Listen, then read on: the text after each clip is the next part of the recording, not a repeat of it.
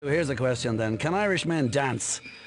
If I'm in that, even after a vat of Guinness, I can't even lurch. Anyway, to answer the question, better than I have just done, and others, Monica Loughman is here in the studio. Welcome to the programme, Monica. Ballerina, Impresario, soon to be opening your own full-time ballet school, etc.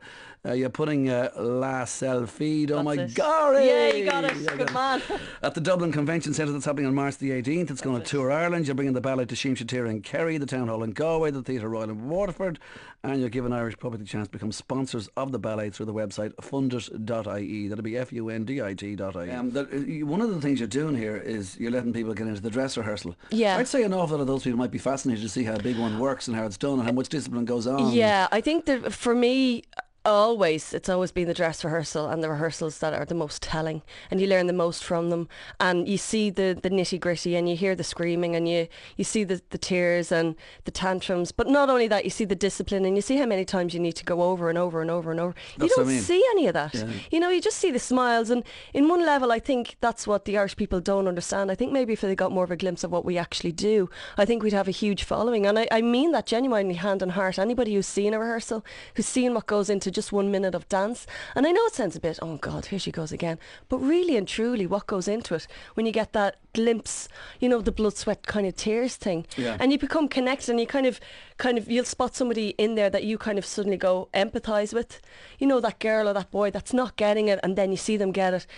It's hard to explain. It's something you really need to experience, and it is such a rare experience to have. It's like a natural culmination of 1,000 things you've done in the past, in terms of it was always getting to this when you do everything. Yeah, I think so. Like when I came back from Russia, how many years ago, like I came back literally with the clothes on my back. I hadn't a bean, and then it just kind of progressively I opened my schools, and then it just kind of grew into this, and all the years I'd spent in Russia, kind of this is what it turned into, you know, naturally, all by itself. It just organically grew into this, and with all that I'd learnt in Russia, I decided this is what I can do, this is what I can bring. And would Irish audiences be more sort of quieter, let's say, than they're afraid to kind of spook you. I think they just they don't know when to clap. The Russians know when to clap, they know their cues.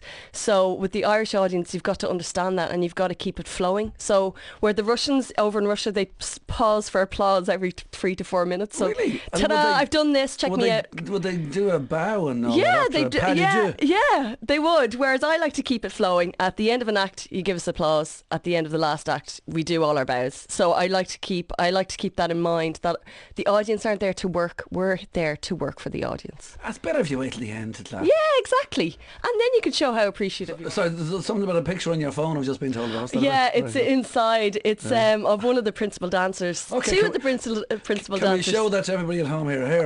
It's on the Facebook. It's on Monica Loughman on Facebook, and it's the two principals. It's amazing. Amazing. Dermot, thanks, yeah. Thank you very much. Her leg is wrapped up around her ear, and she's just such an amazing dancer. The two of them are fantastic. I'm just so, do you know, like she graduated from Perm, this girl. Oh, I can see it now. And what a fantastic picture. Yes, indeed. I hope you can all see this at home here. I'll hold it leg up. Yeah, she's just Facebook. Amazing. She's a redhead, natural redhead. She's just such a lovely girl, and he's about 6'5" tall. Right. And probably about that wide. So good thing we're in the convention centre, because I mean, if anyone gets in his way, he's taking them down. 6'5" wide as well as tall. He is huge. Is that a good thing for a ballet dancer? Well, for the stages that he'd be on, yeah, because you will. As soon as he steps, he's like an American football player. Really? So that's why, like, you have this thing in your head of that they're tiny little people. They are not. These men are huge. And as I said to my dancers, get out of his way. Give us a bit of Russian there, will you? Can you say anything in Russian? Да, у нас скоро новый спектакль. Приходи на него. We have our new show coming up. Everybody welcome. The last cell feed is what you're talking about here. You also want funding, and you're talking about, what's the address again for the funding? It's fundit.ie. Just fundit, fundit.ie. Yeah.